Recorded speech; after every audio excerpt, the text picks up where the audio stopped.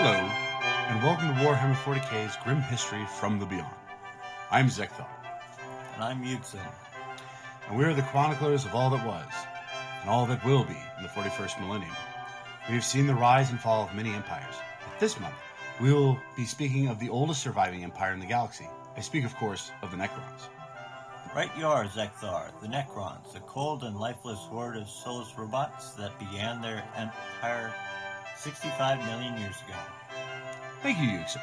And now, without further ado, the history of the Necrons.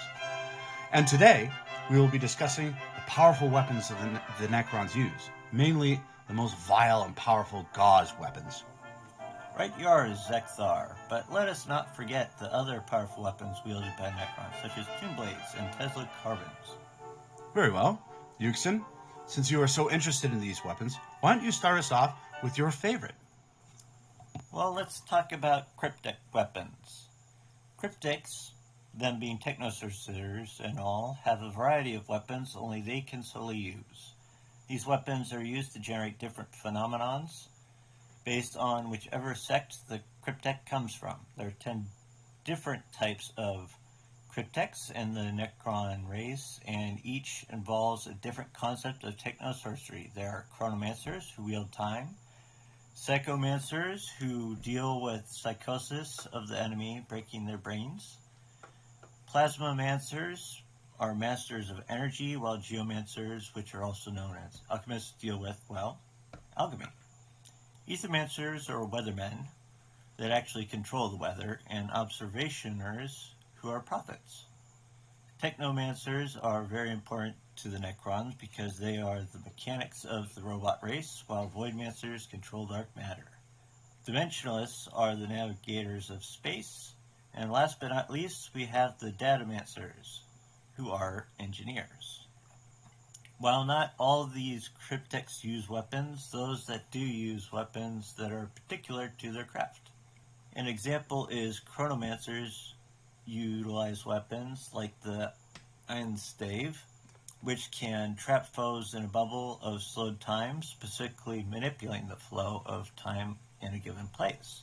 Whereas psychomancers utilize weapons such as the Abyssal Staff, which emits a swirling mist that can cause people to fall into impenetrable madness that deal with psychological manipulation. Now that I think about it, technosorcerers wielding staffs, staves, lances, kind of reminds me of older times, like how magic users from back in the day used similarly items as conduits for their magic spells. What are your thoughts on the weapons that the crypteks use, brother? Honestly, I think it's very similar. The difference, though, is that cryptics are using technology, as opposed to the magicians that you talk about from back in the day anyways, use something called magic, which a lot of people argue is science.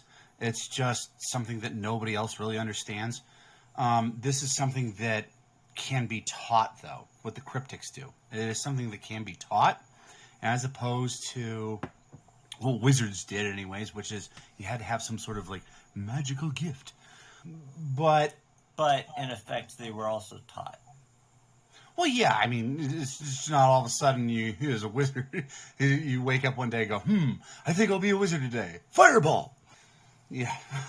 But at the same time, anyways, only the select few, anyways, can be taught this, as opposed to with technology and science, anybody can be taught that, which I find kind of interesting. Now, with the Necrons, which does kind of also move them much more towards the wizards, is this aspect that it is a select few that are taught this, and it's mainly because they're the ones that kept a sentient being amongst themselves from the Necron tier. You couldn't just straight up just teach a Necron warrior cryptotech because their brain's pretty much gone.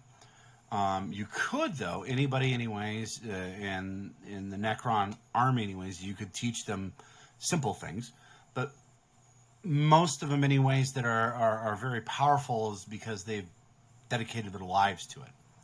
Much like in Terran 42, people get doctorates in all sorts of different sciences. Unfortunately, they can't, wield fireballs or things like that. But they can blow stuff up or make kind of cool things. I mean, now, do you think that's accurate there, Yuksen, on this whole analogy, or do you have a different idea? Uh, no, sounds pretty good. I just find some of the names just, like, for example, Eldritch Lance, Yeah. a Harp of Dissonance. My personal favorite is the Psychomancer.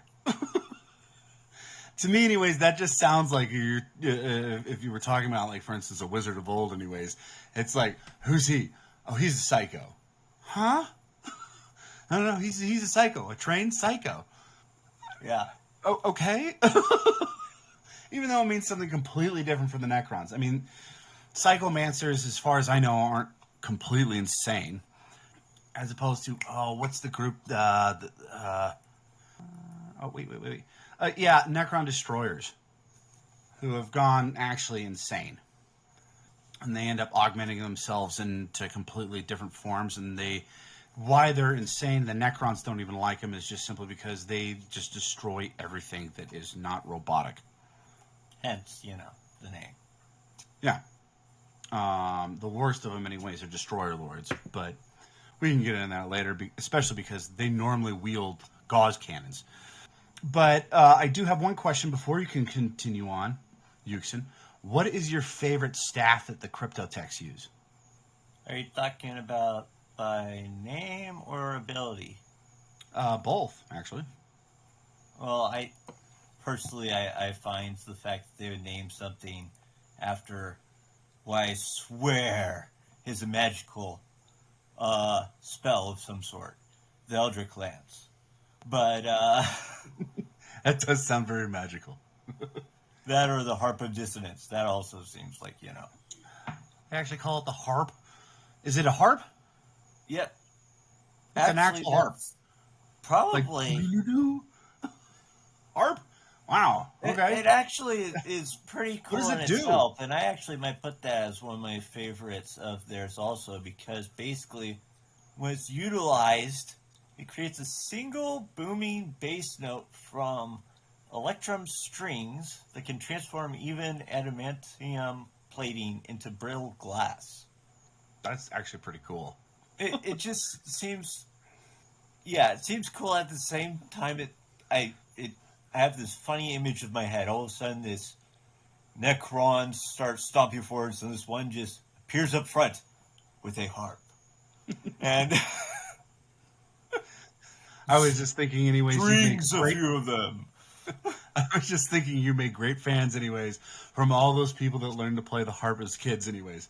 Going, yeah, eat your heart out, Metallica. We got a harp. Well, anyways, I digress. Okay, so, and that's probably your favorite weapon that Cryptos use? I like the staff, anyways, that kind of is like a flamethrower. I can't remember what they call it, but Psychomancers use it quite a bit. And it literally, it is a giant engulfing flamethrower that also carries on their wonderful capabilities of the whole insanity bit.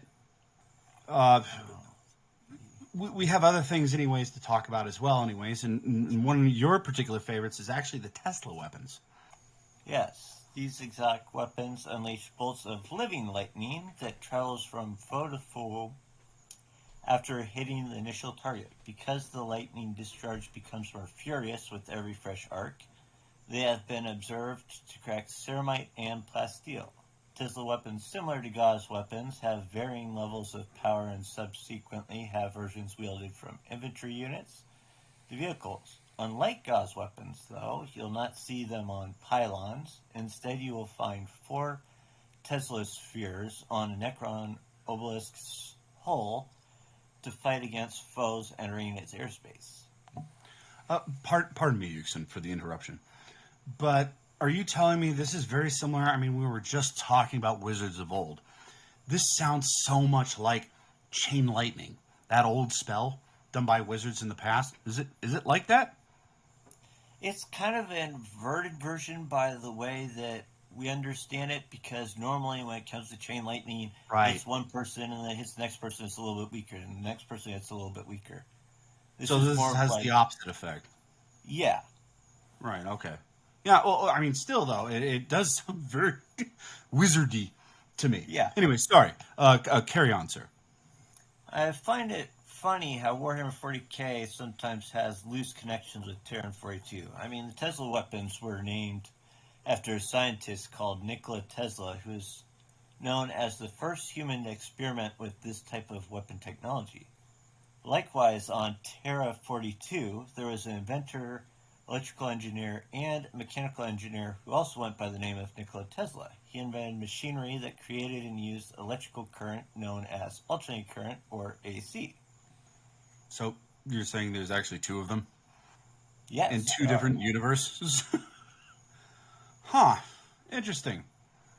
I don't actually know a whole lot about the Nikola Tesla from this universe, but I do know a little bit, anyways, about the guy who was in Terra 42. Very interesting person. Had a very combative relationship with another inventor by the name of Thomas Edison, if I recall right. But I digress. Yeah, Tesla weapons are, in my opinion, kind of very interesting, just simply because they're like direct area weapons. Does that make sense? Um, yeah, kind of. Because in Perhaps I should comparison to like a elaborate. cannon where it just hits indiscriminate areas, it's more of it'll hit this general area and keep moving. No, I mean more along. Well, yeah, yes and no. I mean, like for instance, if you have a cannon and you aim it at something, anyways, and you fire, right, and then it hits whatever it's going to hit, and then it explodes, causing aerial effect. You don't know any. You know you're going to hit your target, and it's going to destroy whatever you're hitting. But all the shrapnel, anyways, has added benefits. This I think is a little bit more finite, and then grossly chaotic afterwards. So you aim it at something, anyways, and you fire, and you're hitting your target that you want to hit, right? And then after that, who knows where it's going to go? But it's going to be directional. It's going to pinball off a bunch of different people, anyways. And the farther it goes, the more deadly it's going to be. So that does actually kind of beg the question for me, anyways. So do they just try to hit like a regular soldier, anyways, first, and then hopefully, anyways, he's got like a bunch of tanks behind him? Yeah. Is No that the clue. thought process? Well, of course, then at taking it from that point of view, though, is if he dies, any following strikes are going to miss, right? Why? Because he will no longer be there. Oh, so okay, so that's kind of a Because catch all of a sudden, 22 yeah, with you these hit things. that Then, one thing, it dies. So then the current You can't dies. really hit it anymore, so it won't jump to anywhere else. Okay, so I just thought, anyways, it literally just like bounced from surface to surface to surface. It actually goes from biological to biological. It goes from target to target. So Well, then what does it matter if he's dead or not? I mean, if you well, zap first of him, all, you'd he's have to dead. be able to hit something that's on the ground. Well, Like no, laying I'm not down saying in that comparison we to. hit the dead guy. He's alive when we hit him, but then we kill him, right? Right. So then it bounces off of him because it's gone into his body and it's still shooting out. He dies after the bolt's already gone, right? Or are Yeah. you saying as soon as the But you biologic see, like for is example, done, the current is over? what I'm giving as an example is okay, you hit that guy, he ends up dying, it ends up going off into other things.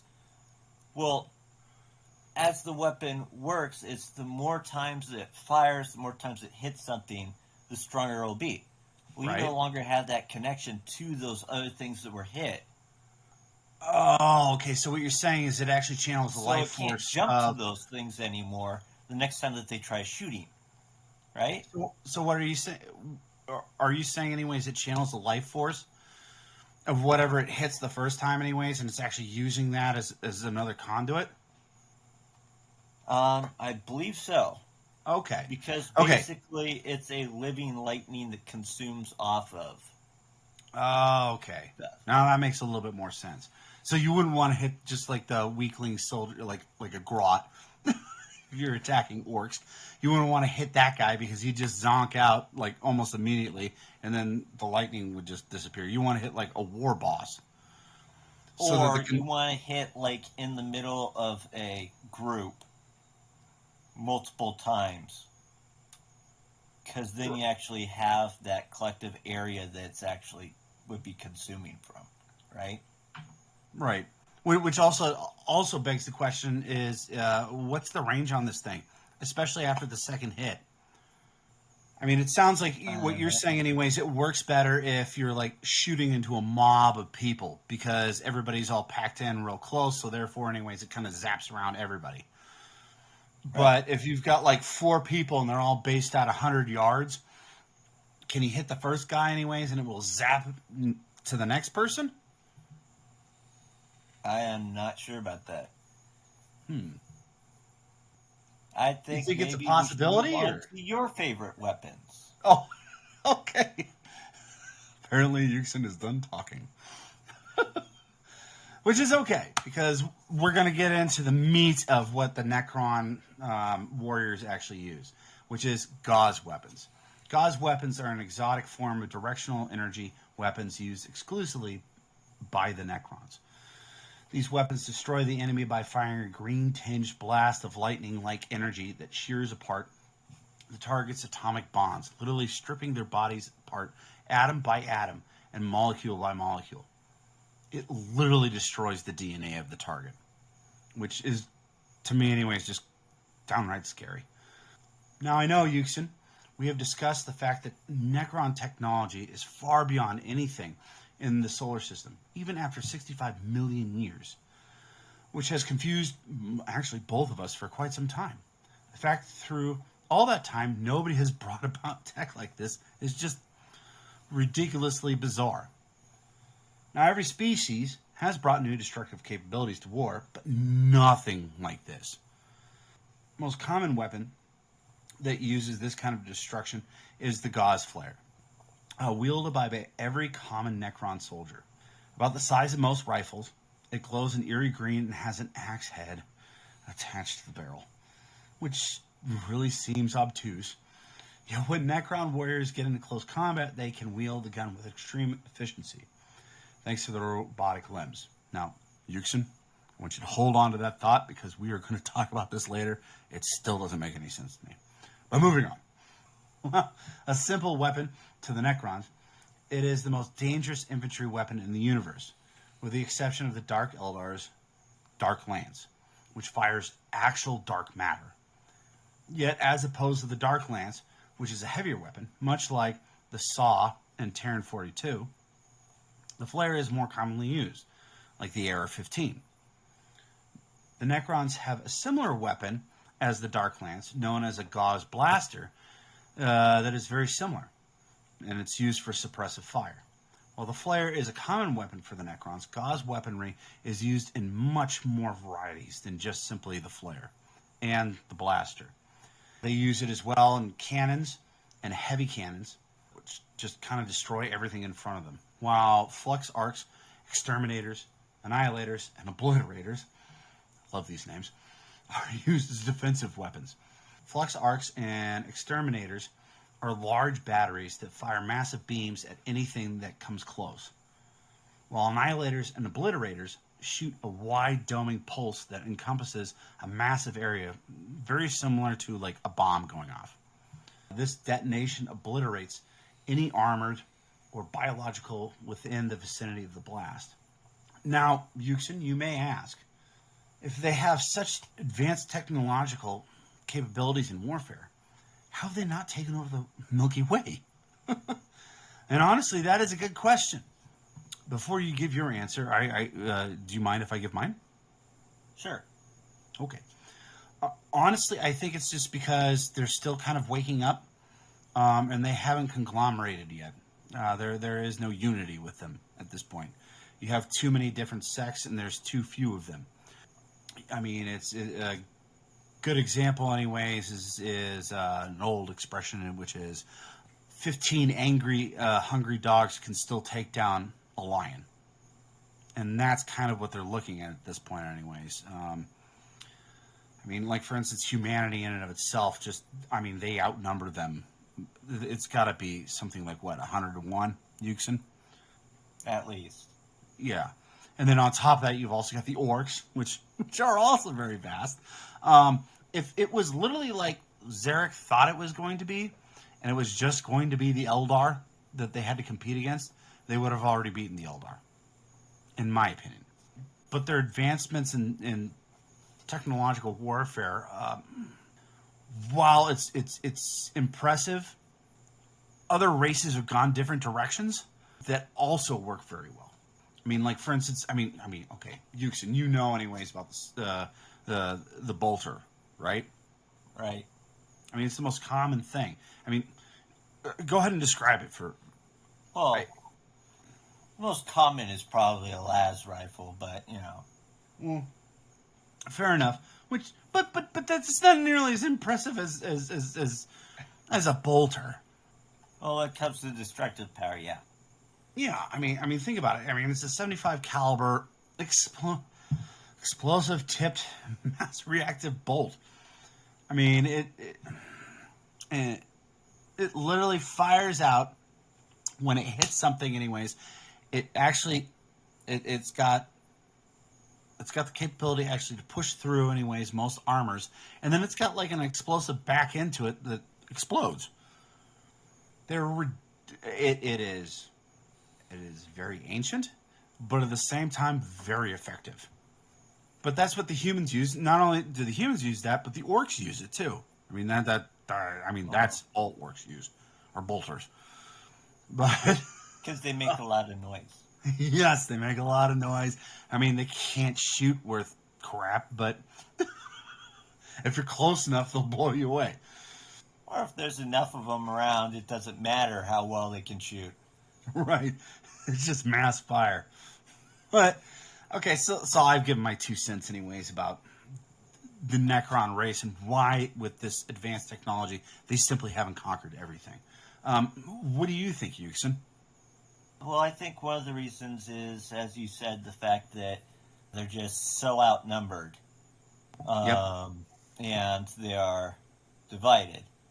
Because, let's just face it, humans probably, 3 of their planets, hive worlds, probably exceeds the population of almost half of the amount of Necrons in existence. Okay, hang on. I got to stop you right there. I would say half the Necrons' existence that are awake at this point. Right? I don't know. Like, one hive planet can have billions and billions and billions and billions and billions and billions of people. Just one of them. Right. And as far as we know, anyways, we're aware, the Necrons don't have nearly as many as they used to, because either they'll never wake up, they die. We're getting back to Zarek again. Great. Go ahead. Or they've somehow been screwed over. So, bye, Zarek. Go ahead and say it. Before, one of the reasons why they went to sleep is because they didn't have the numbers. Well, now they really don't have the numbers. That's a good even point. less than they did before. But at the same time, anyways, they're significantly more powerful. Like I said, the amount versus... It's the weight between the amount of force versus the volume of force. Gotcha. So here's my question for you, I guess. If in the next 5-10 years all the Necrons wake up and Zarek actually unifies all of them, do you think they could actually conquer humanity? No. Really? Because there's way too many other factions out there that they would have to be dealing with at the same time. Plus, Zarek would be focusing on the Tyranids, not the humans to begin with. Well, okay, if I recall right, anyways, Zarek, his main concern, anyways, about the humans is there's so many of them, which means that not because he doesn't think he can beat them. It's more along the lines that they will cause more biomass for the Tyranids, and then they'll become way too powerful, and they'll just eat everybody. Not necessarily.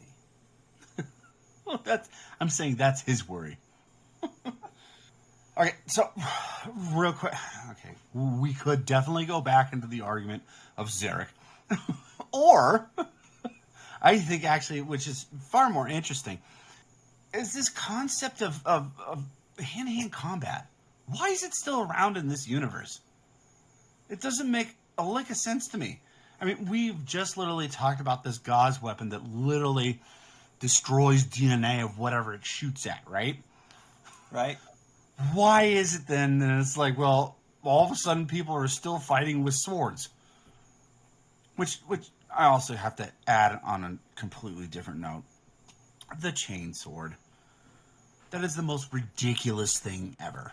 I mean, it looks cool. It just wouldn't work. Anyways, go ahead. Go ahead, Yuksen. I just had to say that. I'm sorry. But go ahead, Yuksen. Well, it depends on the situation and what you're trying to slice into, right? Have you ever Are you used trying to a slice chainsaw? Well, let's face it this way. Using a regular blade trying to cut into a tree. Having a spinning blade trying to cut into a tree. Which will be more successful? The sword if you're actually slashing at it. No, seriously, if you're using a chainsaw against the tree, what do? You put it up next to the tree so the chain can do its work. You know how long it takes to cut down a tree? Now imagine doing that anyways with a sword that has that capability, but you're trying to go through armor. You're literally going to be sitting there going, could you stand there for half a second, sir? Okay, hang on. Let me get this warmed up. No, oh, it's got to bite. It's got to bite. Okay, there we go. Okay. Now give it another couple minutes. Now you're really going to feel it. Doesn't make any sense. Anyways. Yeah, so I'm sorry. Part of it, I think, is because of the fact that, first of all, you have to be able to hit the enemy before it reaches you.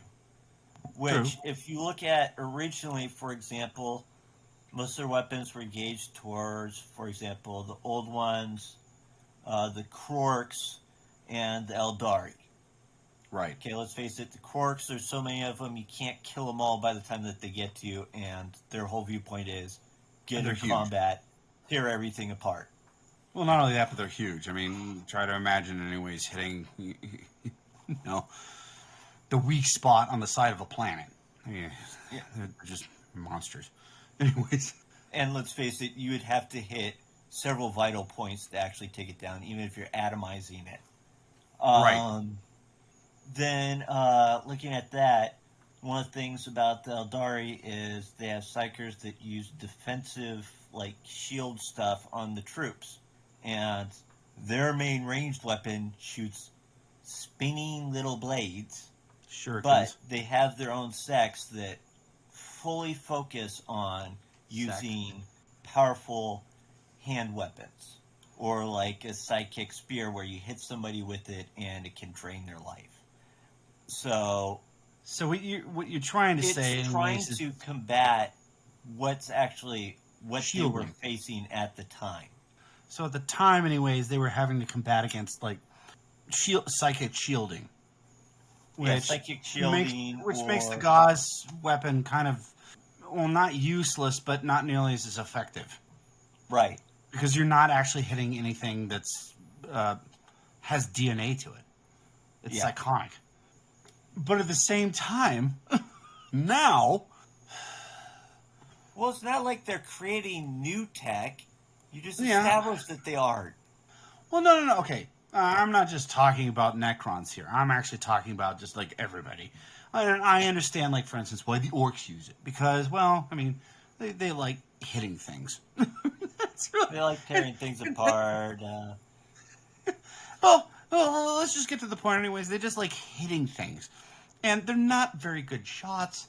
So the best they can do anyways is run up and hit you with an axe. Which is very effective. But, I think, honestly, the reason why they kept using axes is that they couldn't teach any of these orcs how to shoot, and they got so disappointed and so depressed about it that somebody came up and said, well, why don't we just use an axe and just hack them to pieces? And the other orc said, oh, I can do that. And then it became a thing. But, okay, yeah, I understand the orcs, and, like, for instance, the Tyranids. I understand that, too, because they're fast-moving, and they've got giant claws. Yeah, I get it. But, like, the Eldar, humanity in particular is the one that makes me kind of wonder. And Necrons, you kind of described why they still actually have melee weapons, which makes actually very elegant sense. But Eldari, I kind of already explained the fact that let's face it, their main ranged weapon, catapult shuriken. Okay, their tech hasn't really advanced much, so that's why they have these separate sects of things that actually wield weapons that actually are successful, which happen to be hand-to-hand weapons. Which I think they've actually found out in the 41st millennium doesn't work too terribly well against, like, I don't know, space marines. Yeah. They hit a space marine with a sword anyways. It just bounces off his arm and he goes, and then just, like, punches him into paste. But, well, unless it comes to, like, for example, energy weapons, which is one of the weapons that humanity has also gotten recently, which is basically something that can almost a lightsaber. Almost. Yeah, fair enough. Well, anyways, yes. Okay, I do have one last thing I need to mention. With the Gauss Reaper, they put an axe head on the end of this thing. It just the Gauss flare? Or flare, sorry, flare. Thank you, Yuksen. I just don't understand how that works mechanically. Yeah, neither do I. I mean, you might as well just have, I don't know, robotic arms anyways that you can just, like, make your fingers attached into blades and stab somebody with. It's got the same range to it. Well, yeah. Do you get it? Or do you have even a thought process of how that would work? No, I don't get it.